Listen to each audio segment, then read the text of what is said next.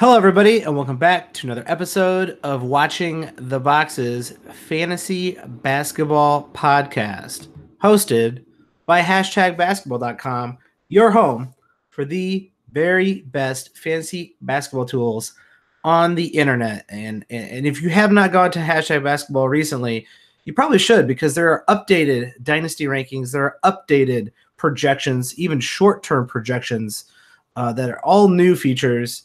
Or at least new updates for the rest of the season on #basketball.com. So this is not something, a page you go to at the beginning of the year, you stop paying attention to it. #basketball.com continues to support you in your quest for fantasy basketball glory. Go check them out at #basketball.com. I am your host, Mike Catron, and joining me as always is my co-host, Tyler Watts. What's up, Tyler? So, Michael, I have a question for you. You always have a question. I'd say sometimes the questions are really just ways to talk shit to me, but that's only 20% of the time. And I'm gonna guess this one. I'm gonna say this is one of those 80% questions, but we'll see. Okay. What is this question here? If you could be any player in the NBA, who would you be? Any player in the NBA. I mean, that's a fairly decent question. I mean, John Wall is making an absurd amount of money, so maybe it's John Wall. But after a certain amount of money, that seems like it's kind of like, well, what's another $20 million when you have $200 million? I'm not sure. I'd probably be someone taller. I'm not that tall. Little insider information. Not that tall of a person, so it'd probably be like maybe like Dirk. Dirk's pretty cool. He seems like a cool guy. Everybody likes Dirk. I'm gonna go with Dirk. I'd be Rudy Gobert. Why would you be Rudy Gobert? I don't get that. Because he's French? Dude, he's French. I assume That's cool. I assume he enjoys a lot of cool things. And you could also just be like, hey man, don't mess with me because you're huge and you just That's true. block everything. And you could just be like, yeah, man, get out. Don't talk to me. Tony Parker's French. He seems pretty cool. Does he still play in the NBA? Does he on Charlotte still? What happened there? Did he retire? When was it looking? He's on Charlotte. I was poking fun at old Tony. I had to take a half a thought about that and make sure he did play in the NBA. He's definitely not a guy that you'll be targeting in this episode, where we are going to be talking about all the buy low candidates out there. Some of these players, some people, struggling going into the Christmas break. It's a little early in the basketball season to worry too much, but it is not early in the fantasy basketball season. Now is the time to get on some of these buy low deals. But before we go into that, I do want to give a quick shout out to our Patreon subscribers out there. Patreon.com/watchingtheboxes. We are always excited when we get feedback and when we get to interact with our Patreons out there. And I want to give a special shout out to Chris Kayer and Luke Brownfield. So Chris and Luke, both by joining up just recently and becoming subscribers on patreon.com/watchingtheboxes, you're going to get early access to this episode, along with our other waiver wire and buy low, sell high episodes before all the other regular listeners. So that's an extra perk for all those Patreon subscribers out there. And on top of that, you will be getting into the mid-season I Screwed Up Listener League, which we do have a couple spots left. We're probably going to have to cut it off. But if you are interested in this league, now is the time. Do not wait. Do not wait till Christmas. Don't be that deadbeat dad getting toys the day before Christmas. Don't do it. Subscribe now, patreon.com/watchingtheboxes. We will get you into that league, I promise. Tyler, we gotta get this league set up. We're doing a slow draft, right? Indeed, we are. So I think with our listeners out there, we're not going to make this one of them, like we have a few listeners leagues that are pretty big. This one's not going to be that big because I think when you get too big, it dilutes that waiver wire, dilutes some of the competition. And I want this to be kind of I want to if you're leading in the redraft league, I don't know if I'm going to allow you into this. I probably will because I'm a nice enough guy. But this is for all those people who screwed up out there. That's how I see it. Mike just wants to be able to beat somebody, and he knows he can't beat anybody in the redraft league. So yeah, this is the real league, in my opinion. I'm next, third to last in the redraft league. So, in my opinion, this league is the only league that matters. This is the league of all leagues. Yeah, this is the top league of all leagues maybe of all time. But the winner will get a special prize, and we cannot tell. We cannot tell you what it is, mostly because we don't know what it is.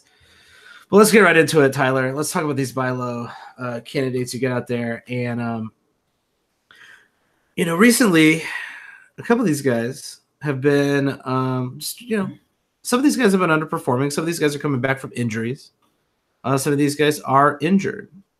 But there's one particular player that I'm surprised that he is still on this list, and I'll let you guess why. Donovan Mitchell has not really. I mean, he came into the league, this season. He came into this season with a ton of hype, and had a really, really slow start, and is still having a slow go of it. And I really don't know what to make of it, but it seems like you have a little bit more faith in old Donnie Mitch than I do. So Tyler, tell me why you're still a buy low on Donovan Mitchell. Well, I mean, we talked about this in the preseason, how we thought he was being a little bit overvalued, and that has somewhat been the case. And Mitchell has his negatives. He's not a good field goal shooter. He may not be that great of a three-point shooter, although he did shoot 34% last year, and he's only shooting 30% this year. But if you just take Mitchell for what he is, I mean, especially in head-to-head leagues, he's scoring 21 points a game.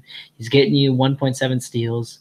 He's getting you 3 rebounds. He's getting you over 3 assists, like 2 3-pointers. You put it all together, and that's a valuable player. And he's kind of hit the skids a little bit so far this year. And, I mean, if you look at Hashtag Basketball's new set of projections, right? That's right.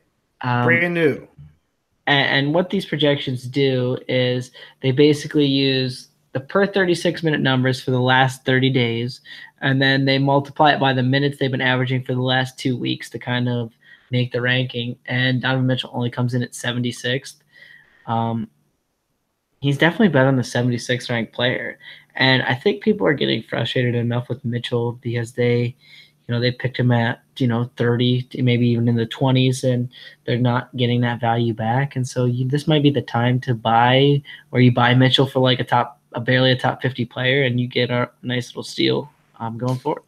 Yeah, this could be the part of the season where people kind of turn on him and say, well, this guy's just struggling. He's just trash. Like, I don't know what's going on here. He's not going to make it. He's not going to make it back. And, if he does have a really, improved second half, you've just made a fairly good mood, or a good move. But, and then you're going to be in a good mood. I'd like to be in a fairly good mood, yeah. Yeah, you will be in a good mood if you do this trade. If you buy low on Donovan Mitchell. Here's the only problem I have is that, like you mentioned, he was overhyped going into this season. Chances are the person who drafted him was very, very interested in having him on their team. And that usually, even though he's underperforming, permeates into the value that team owner has for those types of players. So often you see people hold on to these guys and just go, dude, it's Donovan Mitchell. I'm only going to take Oladipo for Donovan Mitchell. And it's like, well, no, that's really the preseason rankings are not how this works. But sometimes you run into that type of owner, and that's usually someone it's impossible to trade with. Yeah, and that's always going to be a thing. You know what I mean? Like, there's always going to be situations where, and that's why we say buy low and sell high. We don't just say buy, right? I mean, I'm not going to buy him at any price. I'm going to buy him at the right price. Yes, that is the most important part when you are selling high or buying low. And the next guy on this list, also a disappointing season, and that is Aaron Gordon, who a lot of over the last couple of years he's been the guy who everyone's pointed at and said, all right, like this guy's gonna break out here. Just give him another season. He's gonna break out. I give him maybe he was half injured half that season. Like give him another chance. Give him a little bit of a go. And over the last month, his field goal percentage has fallen off a cliff, and he is struggling mightily.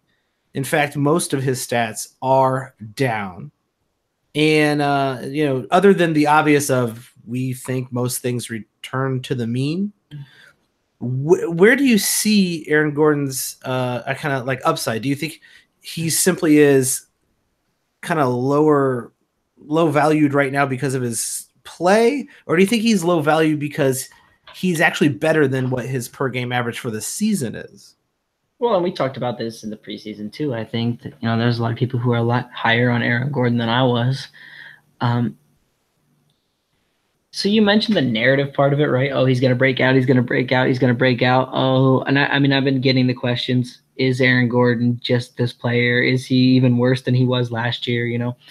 So the narrative angle kind of plays into this. And the other thing that I think is the reason now to buy Aaron Gordon is we've seen him be very kind of up and down, and he's pretty down right now. And when he goes back up, you're going to want to own Aaron Gordon, I think. And here's the other reality too, right? He's probably going to finish somewhere around 1.5 to 2 3-pointers a game and a steal and a block a game. So that alone makes him pretty valuable.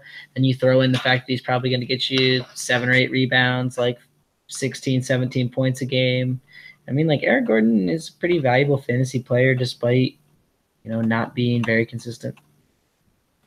Yeah, he is solid with the potential of getting a block, steal, and 3-pointer, which is super rare and more important than I think a lot of head-to-head people give those stats credit for. Definitely in roto leagues, you pay attention when someone is able to give you a couple threes, almost a steal, and almost a block. Those percentages do kill you in a roto league, though, for Aaron Gordon. So it's kind of one of those. Is going to bite you one way or the other type of players. I like Aaron Gordon. I was on Aaron Gordon a couple years ago. I was always trying to get him to get going. I owned him during that period of time where he was like a top 35 player for the first couple months of the season. I think that was last year, and it's been very, very disappointing to see him kind of here at the bottom of the barrel, at the bottom of standard leagues. And I just don't think that is his actual value. We got a long season ahead of us. I understand in fantasy, like we said, it's about half over if you're in a head-to-head league. But I'm willing to buy low on Aaron Gordon for the right price. And that price should be pretty low right now. And I think chances are if you can trade someone who's like, 100% is always going to be like the 90th ranked player and is like super boring versus someone with the upside of Aaron Gordon, I think you have to take Aaron Gordon every time. All right, here's the question of all questions. You have Julius Randle, and you get offered Aaron Gordon. Oh, man. That's a tough one. And what kind of league are we in? Standard 12-team head-to-head. Man, I actually might have to stick with Julius Randle. I think it's actually pretty close. It's closer than I think the casual fan is going to admit. Now we're saying Julius Randle is healthy, correct? Well, we're assuming that they both play relatively the same amount of games the rest of the season. Okay, cool. So yeah, I actually think it's kind of a toss up, but I think Julius Randle is having a little bit of a bump type of season, even though fantasy wise, he is not that great of a player when you look at his threes, blocks, and steals. So it's like, do I desperately need the 20 some points that Julius Randle could possibly be, the 20 and 10 that he could possibly be giving me every night? Or do I want that kind of a across the board type of game that Aaron Gordon is more capable of? And it would, like I said, I actually think this is a toss up. I think that's a pretty good, I think it's a pretty good question. And this is where, looking at short term things like, the player rater last 15 or Joey's new short term rankings can create some value discrepancies, right? Like Randall's the 27th ranked player if you look at the last month, basically, and Aaron Gordon is the 106th ranked player. Yeah, and that's just not even close to being accurate. But here's the thing that makes it worth feeling. Okay, so if you really think that Gordon is better than Randall or they're basically the same player, you could probably, in a lot of leagues, sell the narrative that Julius Randle's super hot. Now I understand Randle's dealing with a little bit of an injury that's going to ding his trade value, and be like, look, he's the 27th ranked player over the last month. You could probably get Aaron Gordon and another piece in some casual leagues for Julius Randle. That's probably true. You could probably throw in a little extra and just something of non-consequence, right? And probably make that trade. Right. And so, I mean, I think that there's a way to use all these numbers, and all these numbers are valuable, even if they're not necessarily what we think is going to be the rest of the season value. That's I think you're right about that. There's always ability to kind of look at those short-term values and kind of exploit them depending on what you're trying to do, buy low or sell high.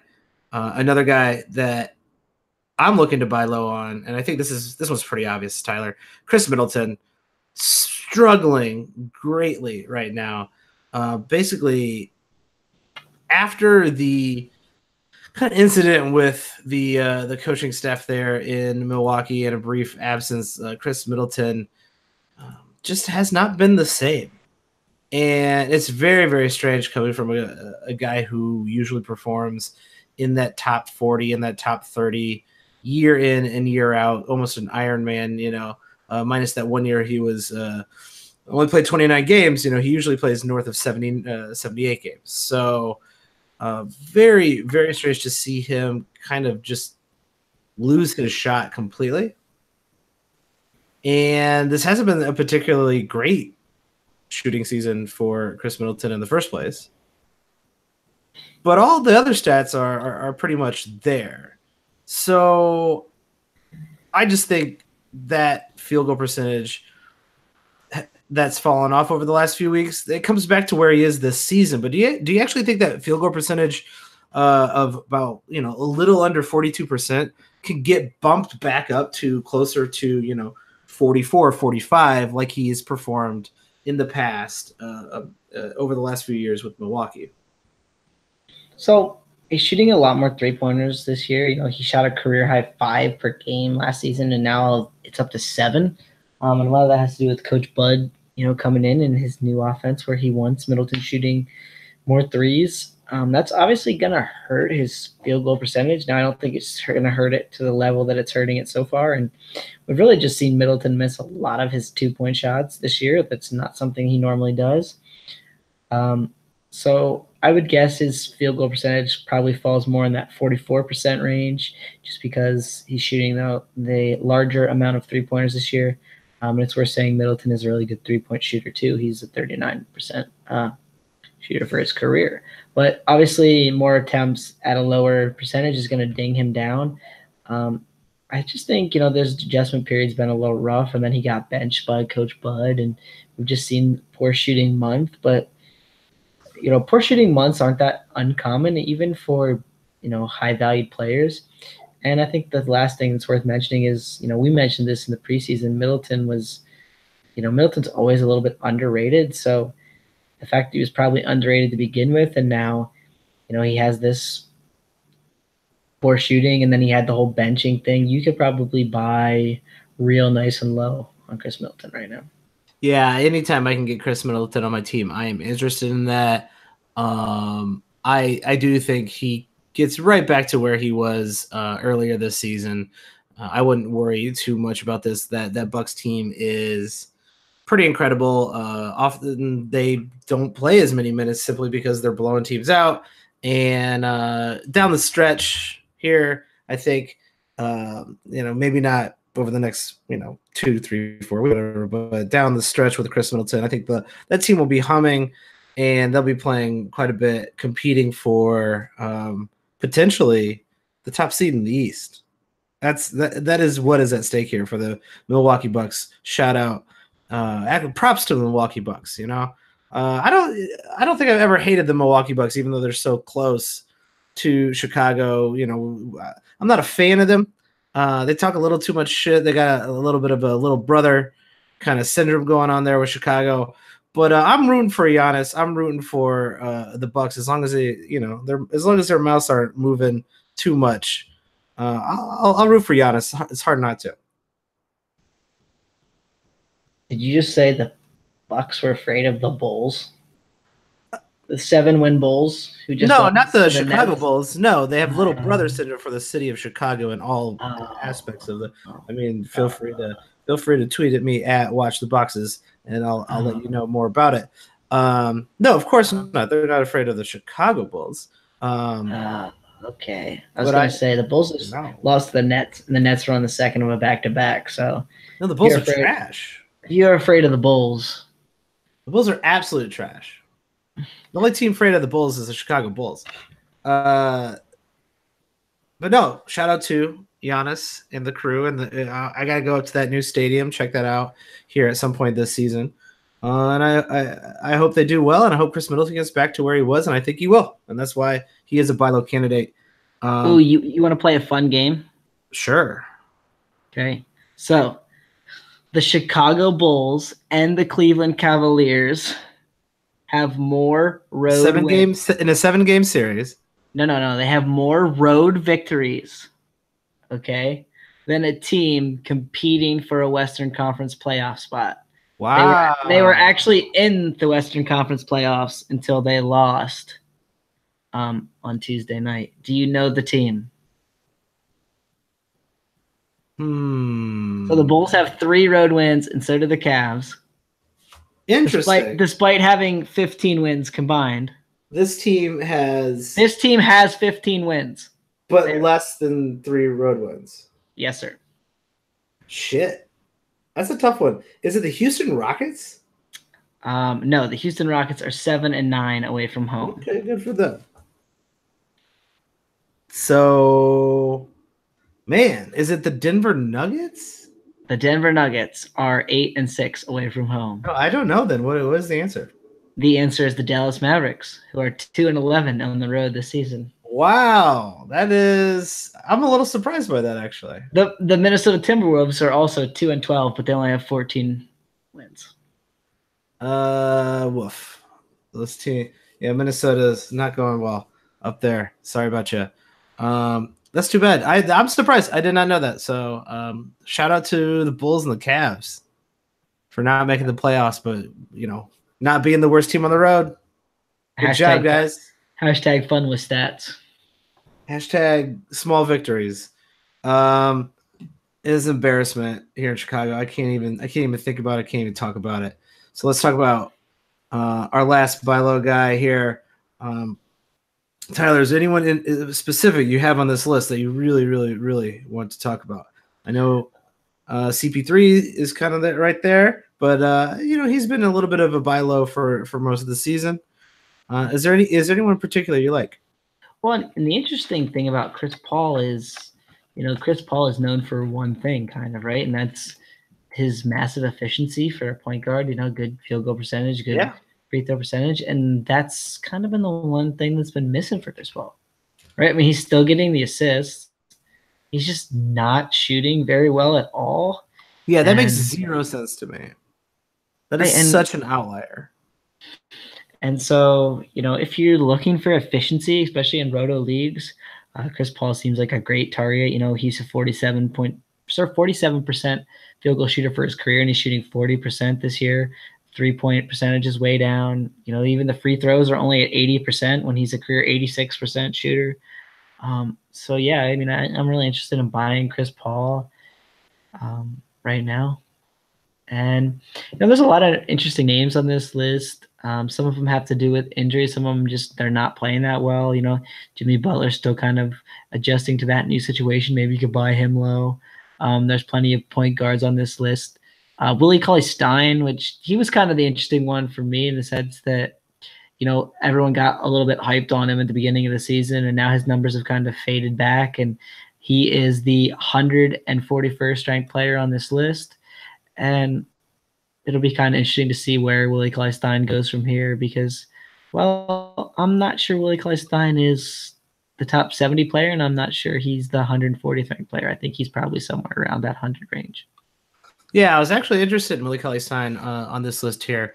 A player that I've always kept a target on simply because of his fantasy game, his ability to kind of do a lot of different things. Probably should be playing a little bit better, though. You used to follow that Sacramento Kings. If he's available just out on the waiver wire, would you recommend picking him up in just a standard head-to-head league? Yeah, I think he's probably right around the top 100 player this year. So yeah. And here's the thing that Cauley-Stein's been missing is the blocks. He's only playing 28 minutes a game. He's shooting the ball very well from the field. He doesn't shoot three-pointers, so that's kind of a mark. He's never been a good free throw shooter, but he's getting 8 rebounds, 2.4 assists, but only half a block a game on the season, and we've seen him average right around 1 block a game in 28 minutes. So expect that number to kind of creep up a little bit and maybe the efficiency to creep down a little bit, and he'll kind of find his mark somewhere around that top 100, I believe. Yeah, I think he does end up being right there. He's had a history of being able to do that. Sacramento obviously playing way better than anybody thought they were ever capable of playing. So shout out to Sacramento. I'm being a lot nicer than I usually am this episode. So hopefully that all changes next time. Tyler, do you have anything you want to plug or anything else where people should go read your stuff? You can just follow me on Twitter at Tyler P. Watts. It'll all be on there, I'm sure. That's right. Tyler is always writing something. He's got a lot of good content out there. Go follow him at Tyler P. Watts. You can find me at Watch the Buckses. Guys, if you like what we're doing here, rate, review us, or tell people in your league, tell a friend, tell a cousin, steal your parents' phones, subscribe and download to the podcast, then give them their phones back. Don't actually steal their phones, just borrow them, give them back. Whatever you got to do, we really appreciate it. It always helps us out. We love feedback for the show. Hit us up there. But if you really want to support the show, check out patreon.com/watchingtheboxes. You will get this content ahead of all the regular listeners out there, and you'll be better prepared for your league. We'll catch you next time. Have a good one.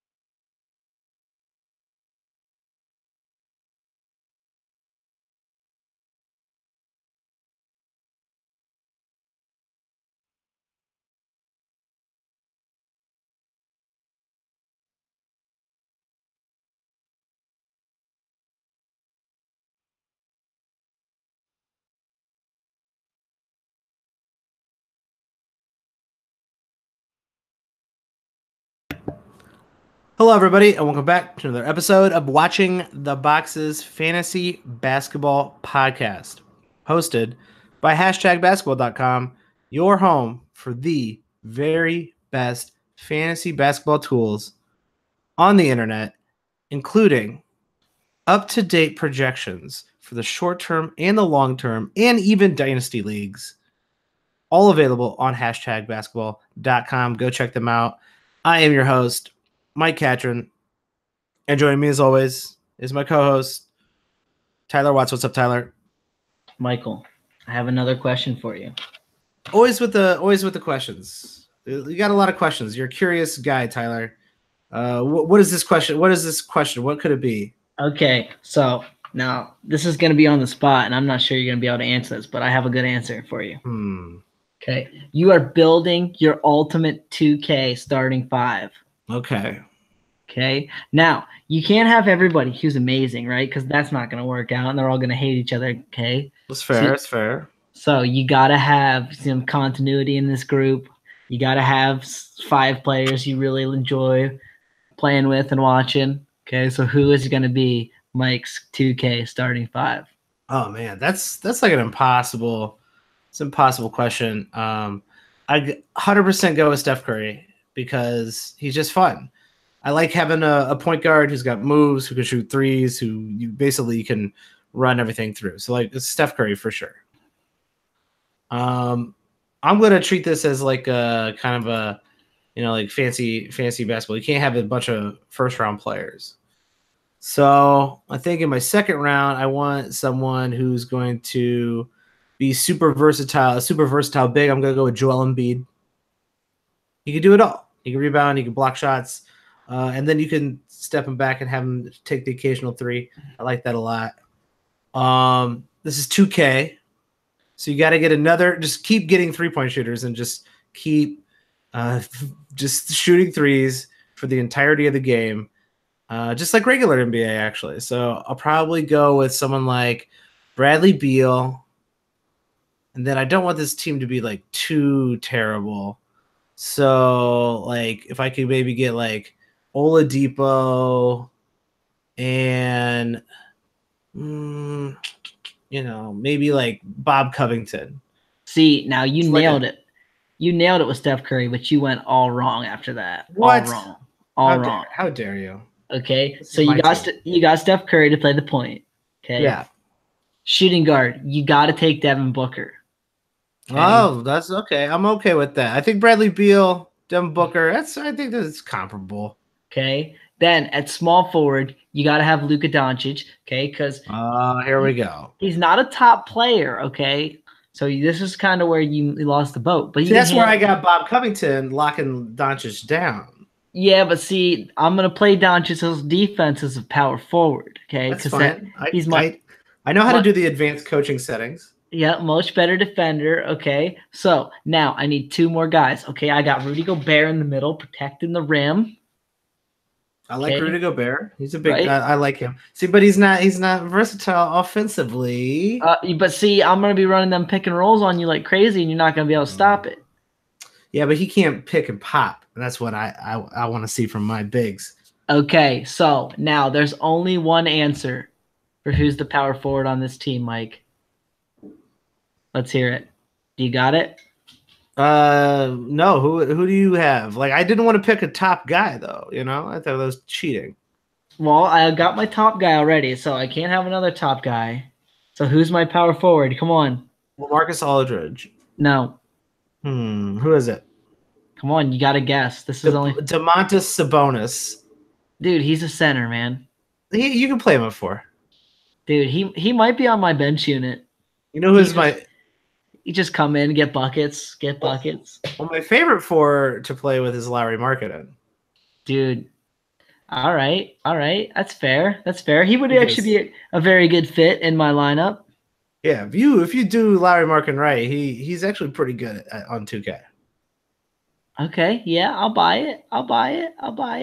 Okay, no, my power forward is one of the most underrated players in the NBA, and he was a very underrated player by ESPN and Fantasy. Taj Gibson. No, it's Paul George. You're going to put Paul George at 4? Yeah, dude. Well, yeah, but he's like a top player. Dude, he was the number 34th ranked player by ESPN. That's brutal. That is tough. Dude, tell me that lineup's getting beat by anybody in 2K. No, probably not. It's a pretty good one. I like that a lot. I still like Embiid over Gobert there, but that's a pretty good lineup. I like that, Tyler. Yeah, but see, if I have Embiid, I can't have Paul George, and I want Paul George's amazing shooting and defending abilities. See, that's a smart move because you can make him defend up or down, which is nice. Yeah, see, versatility pays off. Yeah, I'll just switch everything. Just click switch everything. Make sure you're switching everything. Play real NBA basketball. Just shoot threes and switch everything. I guess the NBA has just turned into 2K, pretty much. Dude, 2K is fun. 2K is the best. If you guys want to play us in 2K, I would recommend not, because I don't need any more losses in my weeks. I don't need to lose at Fantasy and 2K. But if you're interested, find us on Twitter. I'm at Watch the Boxes. Tyler's at Tyler P. Watts. Tyler, let's talk about some of these guys out there that we are trying to sell high with. There are quite a few overachievers out there. It's been a weird few weeks because these are names that I never thought I would be like, oh man, you gotta sell high on this guy. You gotta do it. 100% gotta do it. And the one that surprised me probably the most, I don't know if this is the most because I like this guy. Thad Young, one of my favorite late round picks. Always suspiciously good at steals. Everyone always forgets about old Thad Young. And Thad Young just having himself a couple absurd weeks here. He had a 25, 11, and 5 steal game. Throwing a block on that. He is currently, over the last month, a top 50 player. Often he is ranked right around that 75 to 100 plateau. He's somewhere usually in there. And due to his minutes per game this season, is 108 per game in a 9-cat Roto League.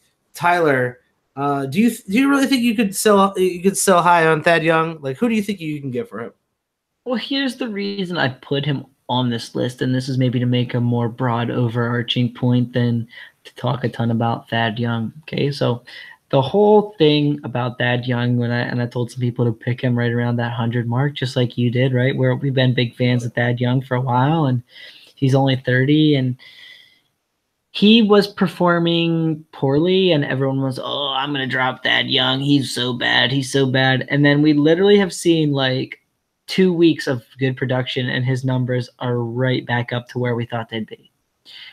And I think the important thing to remember about some of these guys, especially some of these guys ranked right around that 100 mark, is the value often comes in spurts, right? That they're hot, and then they have a good couple weeks, and then they have a bad couple weeks, and then they maybe have a bad month, and then they have a good couple weeks and a bad couple weeks. We talk about this with Robert Covington probably more than any player, right? He's very up and down. He rides the roller coaster all season. And that's what you should expect from these guys at the tail end of standard league value. And what you got to try to do is maximize the goodness and then move on and try to find somebody else. So right now you want to trade away Thad Young and take another player who's performing poorly and then hope to catch his hot streak. And if you do that, you can kind of really create a kind of hybrid player that ends up being a top 50 player, and it was really 3 players who you just rode their hot streaks. Yeah, that's actually super key in Roto leagues, where quality starts are the most important thing about a Roto league. And if you can get a bunch of good quality starts out of Thad Young, sell him when he's high, get a bunch of another quality starts out of the next guy who's a little bit better. Maybe you had to deal with some of his downs and ups, but you end up selling him high too. And then now you've upgraded, like, out of that 100 level plateau all the way into like the 50, 60 range. And now every night you're getting somebody who's a 50, 60 type of guy. Well, that's how you win a league. Like that's really, really smart. And then I think a lot of people forget that, like, guys like Thad Young out of nowhere will have these like 2 to 3 weeks that are really, really solid. And there are some of those guys in those 100 ranges who come out of nowhere and have a couple good weeks. And I actually think it's most of them. There's only a few players out there who are like, yeah, like even like Marvin Williams has his occasional big bump,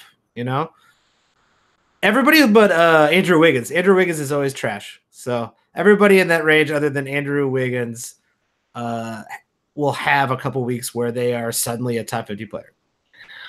You ever see Wolves fans make Andrew Wiggins trades like on the trade machine? Oh my god, it must be the most. It's got to be like the second most depressing thing outside of a Jim Boylan practice. Dude, what's crazy about it is like if you ever catch them, they're either like they trade Andrew Wiggins for someone that you're like, man, Andrew Wiggins has got to be able to net you more than that, or they're like trading Andrew Wiggins for like a superstar. It's never like a player that you're like, oh, I could see him trading Andrew Wiggins for that. Like Andrew Wiggins for Oladipo and Darren Collison. It's like what? Yeah. What the hell is wrong with you? Or it's like, let's trade Andrew Wiggins for Rudy Noah Gay. Vonleh. Yeah, and they're like, wait, what? Like, I don't understand why you do that. I don't know if Minnesota could get Noah Vonleh back for Andrew Wiggins. Actually, that's how bad that situation is. I don't know, man. NBA trades get crazy. Like, I always think, oh man, that guy can't be worth that much, and then someone trades for him and actually pays a relatively hefty price. Yeah, remember what do we always say? Was that Mozgov's untradeable contract? He's been traded like 5 times in the last 2 years. Yeah, so it happens. There you go. It does happen. So somehow, a absurdly large, terrible contract became a trade chip. There's only one contract that can't be traded. John Wall? No, dude, someone will buy John Wall. Zach like Levine? if they really want to trade, even Levine, right? Because like those guys are playing. The guy's Chandler Parsons. Oh, yep. That is the correct answer. That is sad. And I don't even want to go near that one. That is way too depressing. It's second most depressing behind Markelle Fultz storyline. Let's talk about another sell high guy. Another surprise name on this list, Tyler. But this player has been having a very good year. This is definitely one of the preseason suggestions that you were on.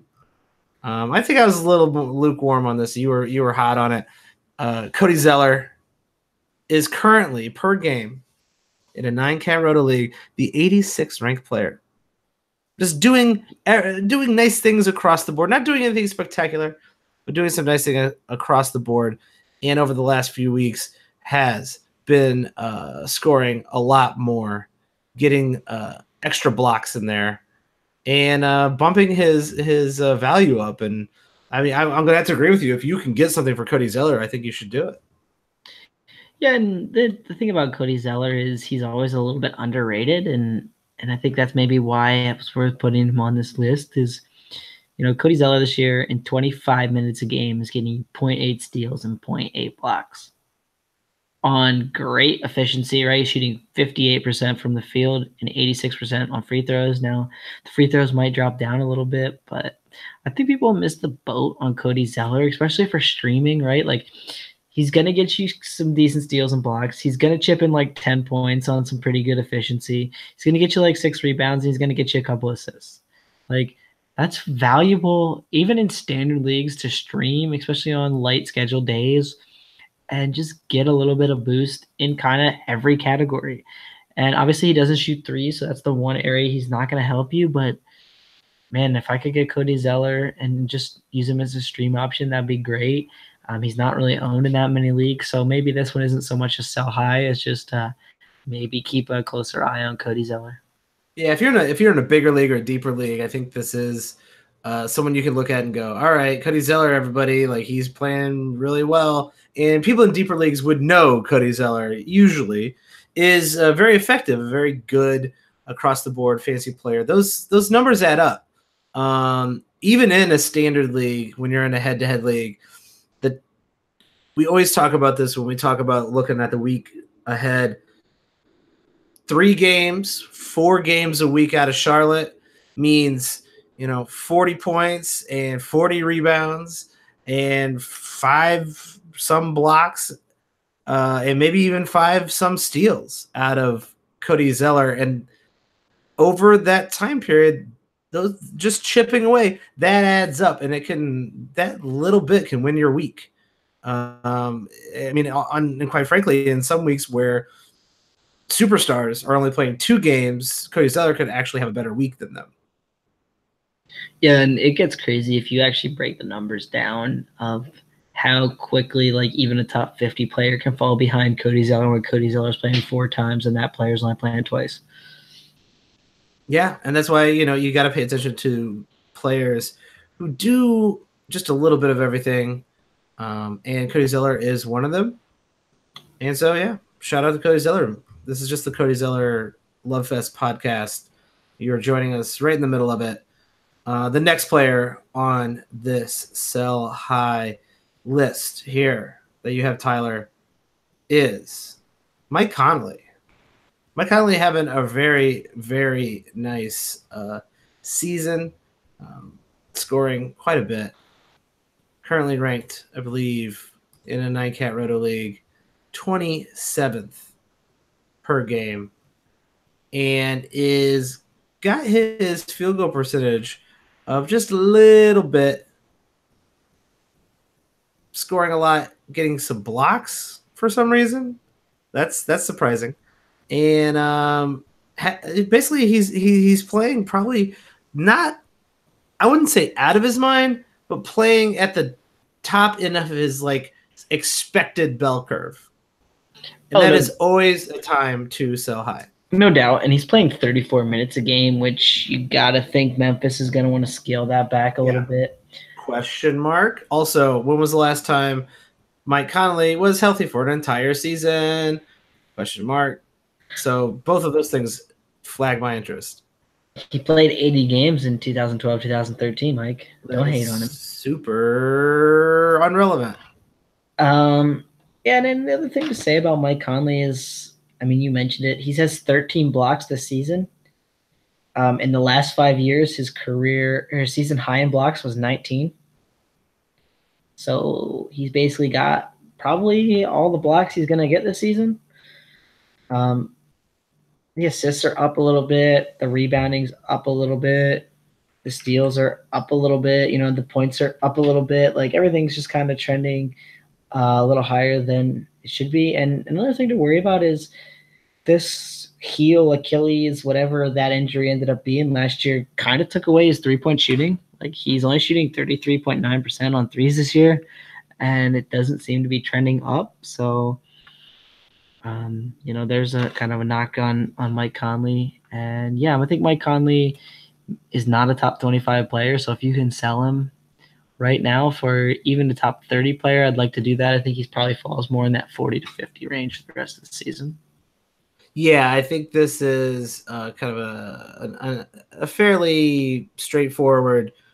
This is as good as this guy's going to play, and the best case scenario is that he plays this well the rest of the season, and chances are everything reverts back to the mean, and the points go down, the minutes go down, the the blocks definitely go down, and even the assists probably go down just a little bit, and then you're stuck with a guy who's at the end of those of that third tier instead of a guy who's kind of hanging around in the second tier of players. So if you can find a second tier player for Mike Conley, you should definitely go for it. And I just, I'm scared of that injury. So you might have to take an injury penalty by trading him away, but I'd rather take an injury penalty on the trade instead of an injury penalty with Mike Conley on my roster and just on my IR for the rest of the year. So just be aware that you should probably move Mike Conley.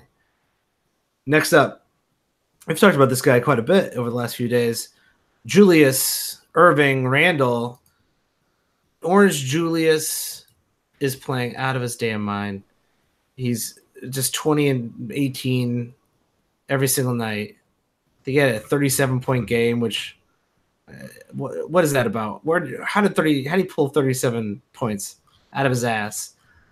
We often talk bad about Julius Randle's fantasy game, but I will say, like, he is having himself a very, very nice season. He's taken a little bit of a step up. He's over the last few weeks approaching that 1-1-1 that we always covet, but he always ends up being a half steal block 3-pointer guy.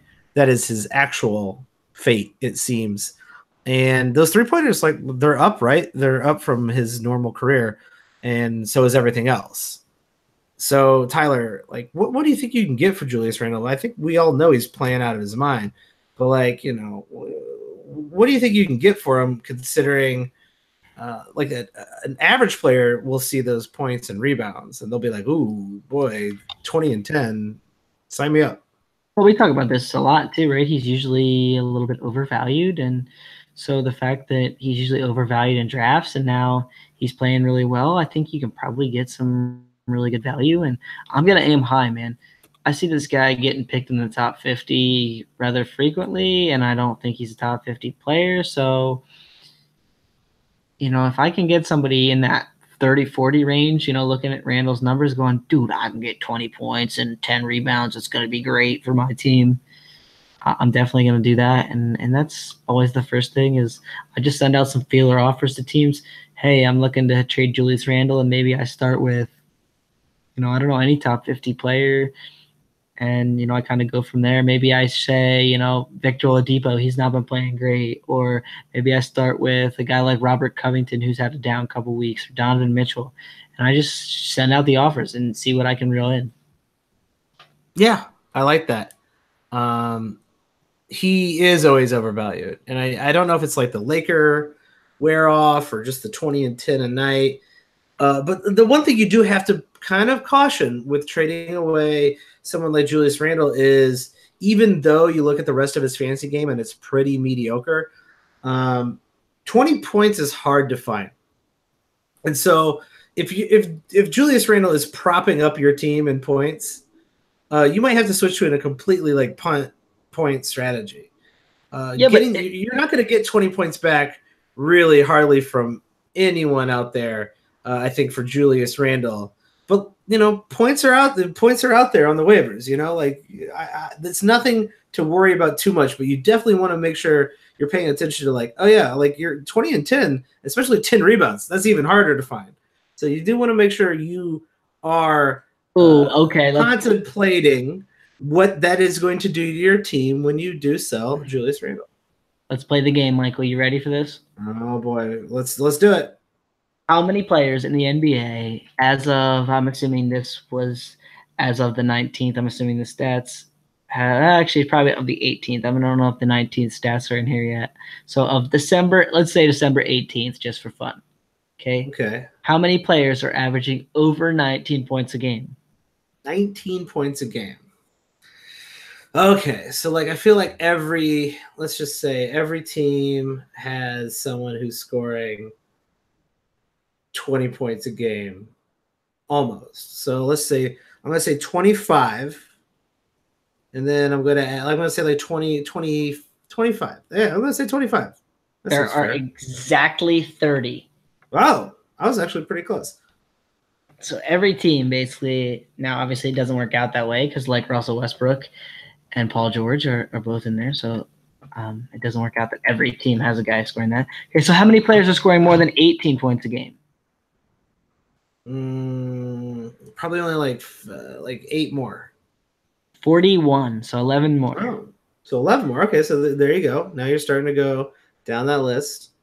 But here's the reality. Like, we say that points are super hard to come by, okay? So obviously the list features the usual LeBron and KD and James Harden and Anthony Davis, okay? But the list of 20-point scorers includes the following names: Zach LaVine, CJ McCollum. Wow, good for Tobias CJ. Harris. Props to Tobias for having a great year. Tim Hardaway Jr. What?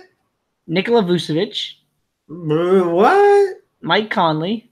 Okay. Yeah. And then if you drop down to 19 points, the list includes Buddy Hield, Julius Randle, Danilo Gallinari. What? And then if you drop down to 18, there's players like Josh Richardson, Derrick Rose, TJ Warren, D Rose, Kyle Kuzma, D'Angelo Russell, JJ Redick. So, you know, it's one thing to say points are hard to come by, and it's not completely false, but there are plenty of not that highly ranked fantasy players who are scoring 18 points a game.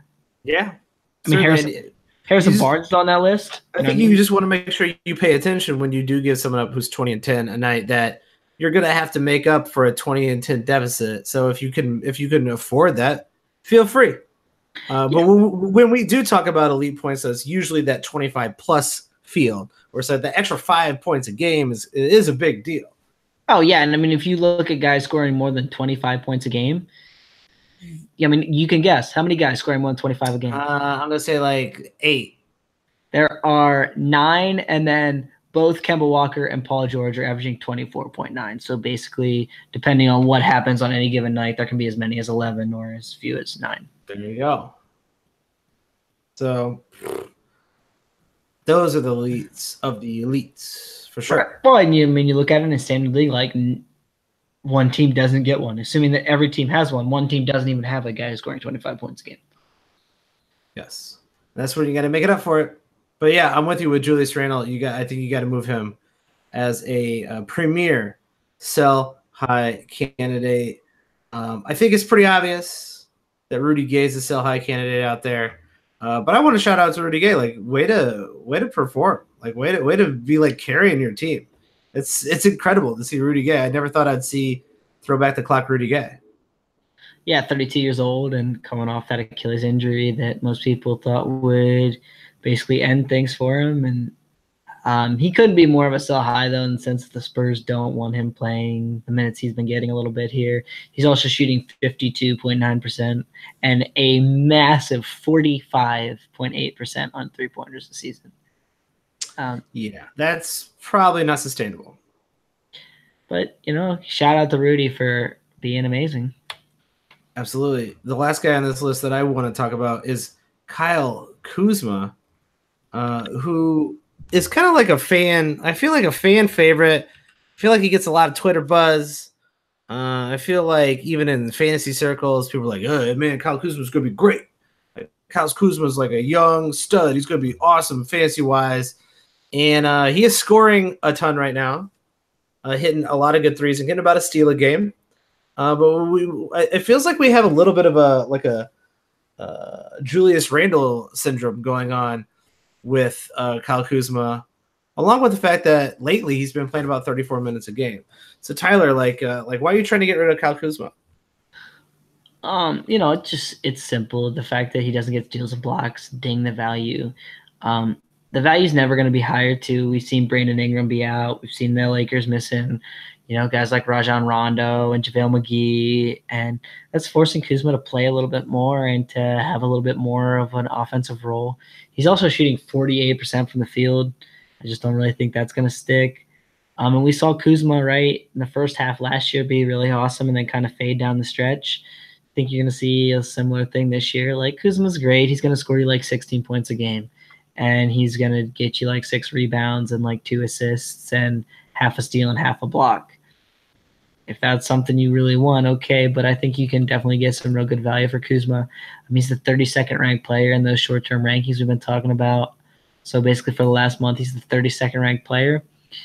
And if I can get even a top 50 player, top 60 player for Kyle Kuzma, I'd love to do that. Yeah, definitely. I think if you can pull that off, you have to. You have to give it your best shot because Kuzma, just like I get it, he's playing really incredibly well, but like you said, probably top of his bell curve. And you want to play another fun game? I'm just not a big fan of Kyle Kuzma's fantasy game at all. Like, even when he plays well, I'm like, yeah, okay, I get it. Let me hear it. Where was Kyle Kuzma drafted this year?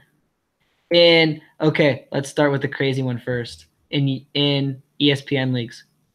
Oh man, it was pretty late, I thought, for him, wasn't it? Or am I completely wrong with that? Okay, so he was the 71st ranked player if you look at Fantasy Pros ADP overall. Oh my god, I was gonna say like 105. Okay, in Yahoo leagues, he was 72nd. What? Yep, he was the 72nd drafted player. Oh yeah, okay, it's coming back to me now. I can remember some Kyle Kuzma nonsense going on. So in CBS, he was the 91st. Go CBS. You nailed that one, CBS. Good job, maybe? Or most people who play on CBS have no idea who Kyle Kuzma is. Okay, so ESPN. Average draft position on ESPN for the Kuz. pretty high, I bet, because their rankings were an absolute trash pile. Well, if this makes you feel better, Andrew Wiggins was one spot ahead of him in ESPN's ADP. That's incredible. So you want to guess? You want to guess the number? 46. Ooh, you were darn close. 56th, and Andrew Wiggins was 55th. Man, Brandon Ingram was 46. If that makes you feel better. It doesn't. It doesn't make me feel better. ESPN, hit us up. We're interested in doing a fantasy basketball podcast. Jeff Teague's ADP on ESPN, 82nd. Gary Harris, 90th. Jeff Teague has been struggling though, but I think we might have left him out. Here's a bonus: buy low, even though this is the sell high. For all you who listened to the buy low podcast last time, Jeff Teague, definitely a buy low candidate. Yeah, Jeff Teague struggling with a shot, and I think the injury thing might have been rearing its ugly head a little bit before he sat out. I think it was good that he sat out a couple games here, and I think once he gets back and healthy, he's going to be a top 50 player. I agree. And a little extra bonus for all you listeners out there. I think that is it, Tyler, for tonight. Tyler, do you have anything you want to plug? No, not really. You can follow me on Twitter at Tyler P. Watts. You'll see lots of writing there, I'm sure. Tyler's got a ton of stuff out there. You can follow me at Watch the Boxes. I don't really have a ton of stuff up there, but I will talk shit to you on Twitter as I please. But what I'd really like you to do, if you like the show, rate, review us, whatever you're listening to this to. Tell a friend, tell some people in your league. And I know this maybe gives you a competitive advantage, but if you become a Patreon subscriber, you will have the competitive advantage because you will get these episodes ahead of the regular listeners. Check out patreon.com/watchingtheboxes.